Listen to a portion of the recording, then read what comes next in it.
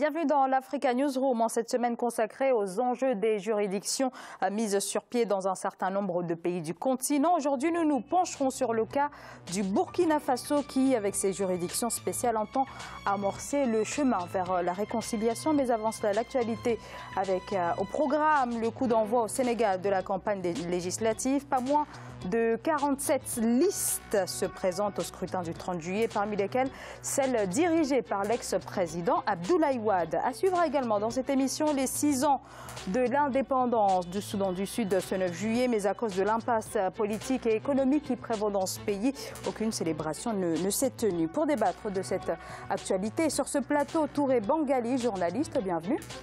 Merci. Et sur ce plateau également, notre éditorialiste Djemal Taleb. Bienvenue Djemal. Merci et bonsoir à ceux qui nous regardent. Alors sans plus tarder, l'info du jour.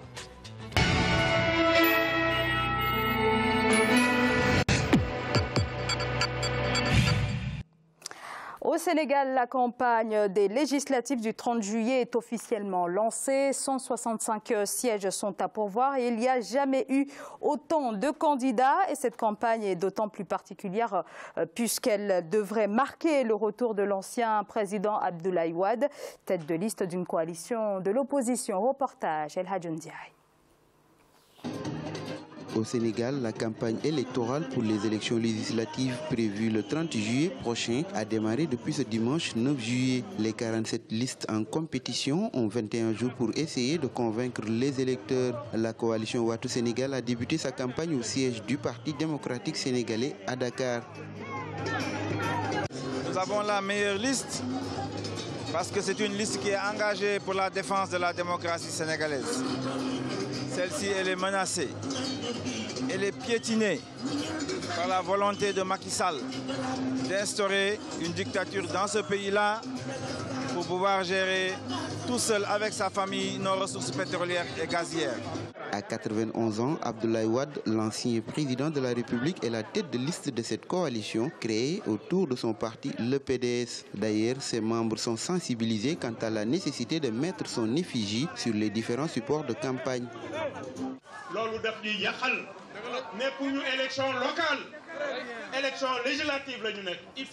Nous ne devons pas mettre nos photos sur les t-shirts et autres. Ceci pour éviter la confusion. On n'est pas dans une élection locale, mais plutôt dans une élection législative. On n'a qu'un seul candidat, le président Abdoulaye Wade. Et c'est sa photo qui est sur le bulletin. Le scrutin du 30 juillet vise à renouveler l'Assemblée nationale dont le nombre de sièges va passer de 150 à 165 après une révision constitutionnelle adoptée en mars 2016 et créant 15 députés pour représenter la diaspora sénégalaise. Touré Bangali, l'ancien président Abdoulaye Wade, conduit donc la liste coalition gagnante Wattu Sénégal. Comment les Sénégalais perçoivent ce possible retour de l'ex-président qui aujourd'hui, rappelons-le, est aujourd'hui âgé de 91 ans? Je ne pense pas que les Sénégalais pensaient, comme vous le dites, je pense que les Sénégalais s'attendaient déjà à un retour triomphal de Maître Abdoulaye Wade, dans la mesure où, si vous voyez un peu l'actualité politique sénégalaise, c'est-à-dire depuis l'arrivée de Macky Sall, il y a eu un certain nombre d'événements qui ont poussé Abdoulaye Wade à revenir sur la scène politique. D'abord pour défendre son fils qui était en prison et en plus défendre sa légitimité au sein de son parti. Parce qu'à un moment donné, certains pensaient que il fallait renouveler le PDS, mais à cause de ces facteurs, Maître Abdoulaye Wade est revenu sur la scène politique. Et revenir pour ces législatives explique quoi? Explique que Maître Wade veut mener un dernier combat, un affront vis-à-vis de Macky Sall. Parce que cette législative est un combat personnel pour lui. S'il gagne, ça veut dire que Maître Wade reste incontestablement le grand politicien sénégalais. Et s'il échoue, je pense que c'est fini pour lui et non seulement pour ses avenirs présidentiels, pour peut-être son fils. Alors, Djemal, si on remet bien le contexte bien en place, d'un côté, on a donc cette coalition dirigée par l'ex-président Abdoulaye Wade et de l'autre, on a une autre formation de l'opposition qui, elle, est dirigée par le maire de Dakar, Khalifa Sall. Est-ce que cette division de l'opposition risque de mettre au fin l'objectif de l'opposition qui est d'imposer une cohabitation au président Macky Sall? Possible. A priori, je pense que l'élection centrale au Sénégal, c'est l'élection présidentielle. Et que les élections législatives ne sont pas si centrales que ça. Et que les Sénégalais font d'abord attention à l'élection présidentielle et à ce moment important du choix du président de la République. Cela dit, l'élection législative est aussi importante. Là, je crois qu'il y a deux échecs. Le premier échec, c'est celui du président Macky Sall lui-même, qui a échoué à unifier la famille libérale. C'est-à-dire qu'il n'a pas été capable à la fois d'empêcher, donc, ou en tout cas d'unifier la famille libérale, de rapprocher le PDS et d'en faire donc une famille, je pense moi, qu'au lendemain de la défaite de l'ancien président Abdoulaye Wade, lui, son fils, sa famille politique attendaient très probablement un geste fort de la part de Macky Sall qui n'est jamais uni. Et donc son incapacité est là et son échec est réel. Le deuxième échec, c'est celui donc de la famille de l'opposition qui, elle, pour des histoires d'ego personnel, c'est une histoire de leadership essentiellement, n'a pas été capable de s'unifier et donc de s'entendre. C'est un leader. Le président Wade, encore une fois, âgé de 91 ans, se veut une légitimité parce qu'il a une légitimité, parce qu'il est incontestablement le chef. La question est de savoir, est-ce qu'il peut incarner à lui seul l'opposition et pas Khalifa Sall, qui, qu'on le veuille ou pas, est devenu un leader politique national. La troisième incapacité, encore une fois, ou le troisième échec, c'est celui du Parti socialiste sénégalais lui-même, qui est d'aujourd'hui divisé. Il a un chef qui n'est plus chef de grand-chose, il a un leader qui n'en est pas son chef, donc le maire de Dakar, Khalifa Sall, et ça posera, de mon point de vue, une histoire, encore une fois, importante. Je crois que l'élection législative ne va pas départir tout ce monde-là, parce qu'encore une fois, le Sénégal reste un pays légitimiste où l'élection présidentielle est le moment fort de la vie politique, et je fais partie de ceux qui pensent, peut-être que je me trompe, que le président probablement Macky Sall va gagner. Et il ne faudrait pas en déduire qu'il va gagner l'élection présidentielle de 2019. Je pense encore une fois que le côté assez légitimiste des Sénégalais, d'une élection de toute façon qui se passe non pas à un scrutin, mais à plusieurs scrutins, qui est assez dispersé et éclaté, va probablement permettre à Macky Sall de sauver l'essentiel. Je n'en sais rien, c'est encore une fois un problème. Alors, et donc, ça posera un problème de mon point de vue réel. Touré Bangali, cet émiettement de l'opposition, est-ce qu'il s'agit d'une bipolarisation idéologique ou bien une simple guerre de leadership? Je pense d'abord qu'il faut comprendre que quand on a des leaders politiques de grande carrure comme Maître Wade ou le maire de Dakar, incontestablement, on ne peut pas dire qu'il n'y a pas une question de leadership. Mais je ne suis pas d'accord avec Jamel dans la mesure quand il dit que les législatives ne sont pas aussi importantes que ça. Ah, je n'ai pas dit que ce n'est pas aussi important. Non, c'est-à-dire, vous voulez expliquer... Il dit moins important que l'élection présidentielle. Non, les législatives ont toujours été une élection législative, ça n'a rien à voir avec... Mais c'est un élément déterminant aujourd'hui dans la politique sénégalaise. C'est-à-dire, non seulement, je suis d'accord avec vous, c'est un problème de leadership, parce qu'une victoire d'un camp est un signal fort envers les autres camps. Si aujourd'hui il y a l'incapacité d'unifier les partis politiques, c'est parce qu'on n'est pas aux élections. Avec les élections législatives, ça détermine non seulement le poids de tout un chacun de la vie politique, et je pense que c'est là l'essence même de la démocratie. Les présidentielles, c'est la rencontre d'une personne avec le peuple. Et là, il s'agit de la rencontre d'un mouvement, d'un parti politique, du sommet jusqu'à la base. Parce que perdre dans une circonscription, on veut dire quoi? Que vous n'avez pas une légitimité dans telle circonscription. Donc je pense que c'est l'élément qui va déterminer le positionnement de tous les leaders sénégalais sur la scène politique. Et peut-être un mot rapide sur cette campagne. Elle a été surtout marquée par des polémiques, ce qui a éclipsé tout débat de fond, des sujets qui concernent la vie quotidienne des Sénégalais. C'est quand même regrettable, Djemal. Mais parce que depuis l'élection du président Macky Sall, le Sénégal vit dans un psychodrame assez particulier. C'est-à-dire il vit de rebondissement politique en rebondissement politique, et des situations judiciaires politisées à une autre situation plus judiciarisée et plus politisée que la première. On se souvient très bien du procès de Karim Wade. On voit aujourd'hui la situation dans laquelle se trouve Khalifa Sall. Qu'on le pense ou pas, que ce soit vrai ou pas vrai, personne ne peut se mettre dans l'idée que le maire Khalifa Sall est en prison parce qu'il a détourné de l'argent.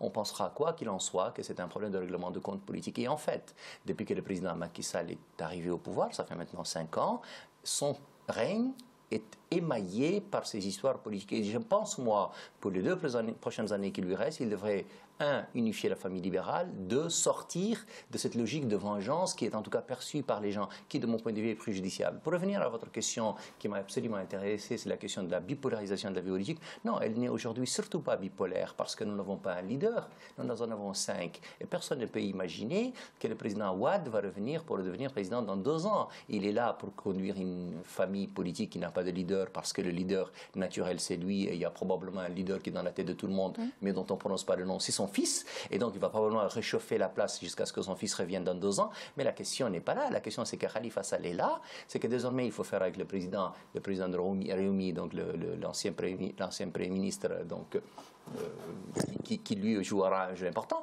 et il ne faut pas tuer non plus le président Macky Sall qui désormais a une force politique assez importante et qui est aux affaires. Donc réponse le 30 juillet. On est plutôt sur une situation, comme dirait René Romand, d'un quadripolaire.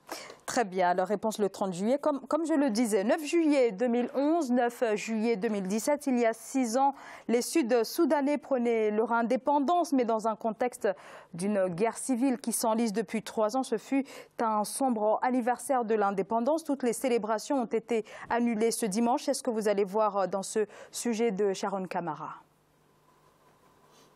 6 ans après l'indépendance, l'heure n'est pas à la fête au Soudan du Sud.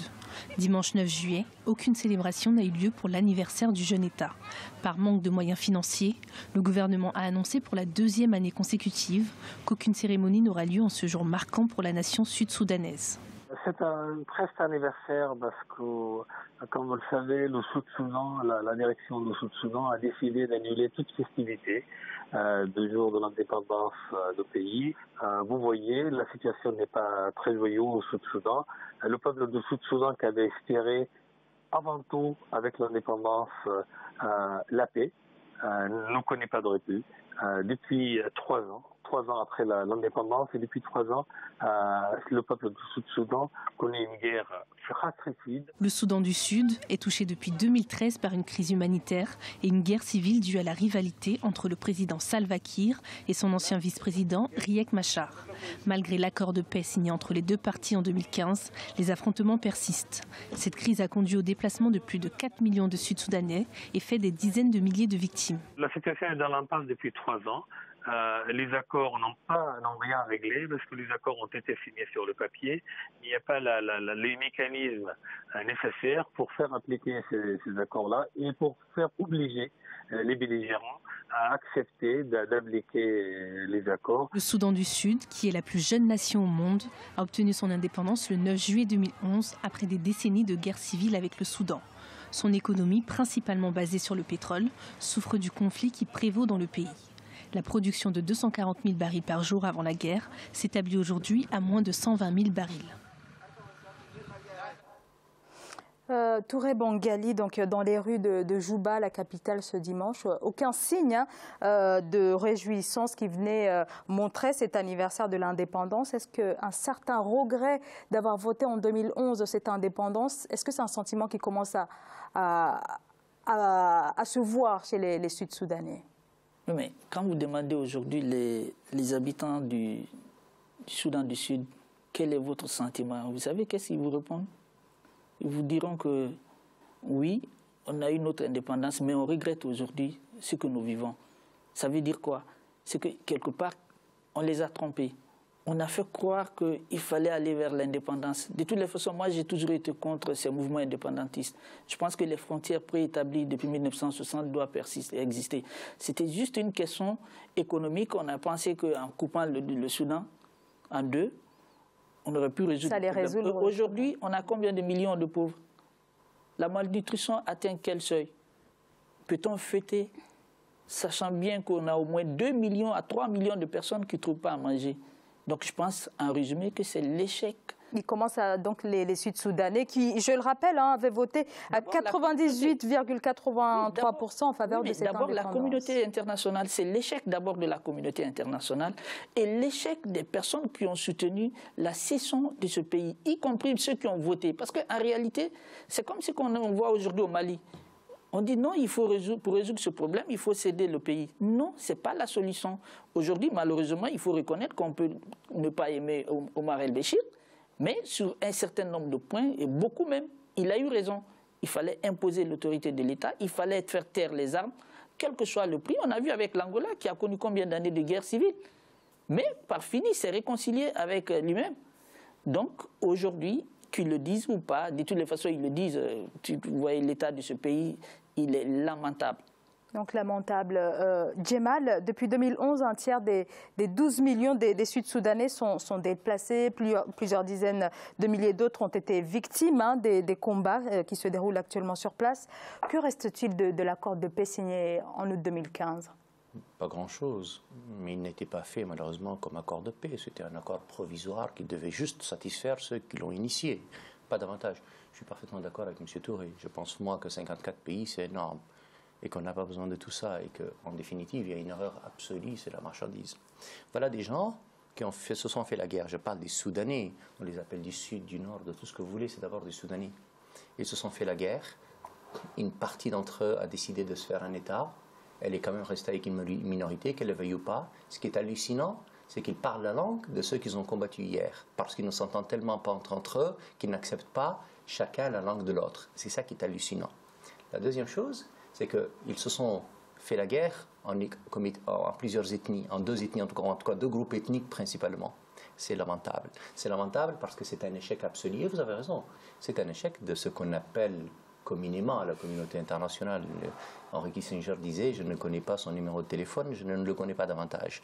Et donc, ce sont en réalité la somme de beaucoup d'intérêts qui ont décidé de dépêcher le Soudan, de dépêcher le continent africain, de commettre un viol absolu territorial, j'entends, sur le continent africain, et de créer un État qui aurait pu sans doute avoir une configuration différente, une régionalisation plus forte. Ils auraient pu s'entendre, les deux Soudans auraient pu s'entendre, sachant que cela faisait 50 ans que les deux États se disputaient. Différente. On aurait pu créer un État fédéral, on aurait pu créer une confédération, une régionalisation plus poussée. C'est-à-dire que les solutions pour que la culture et la particularité de l'un et de l'autre soient préservées auraient été possibles. L'État national central n'est pas forcément la seule solution. Mais non, les Soudanais, poussés par des intérêts parfois pas toujours très visibles, qui ne sont pas toujours ceux des intérêts des Soudanais, ni du Nord ni du Sud, ont décidé de créer un État factice, artificiel, qui aujourd'hui sombre dans la délinquance, la criminalisation et la guerre civile. C'est triste.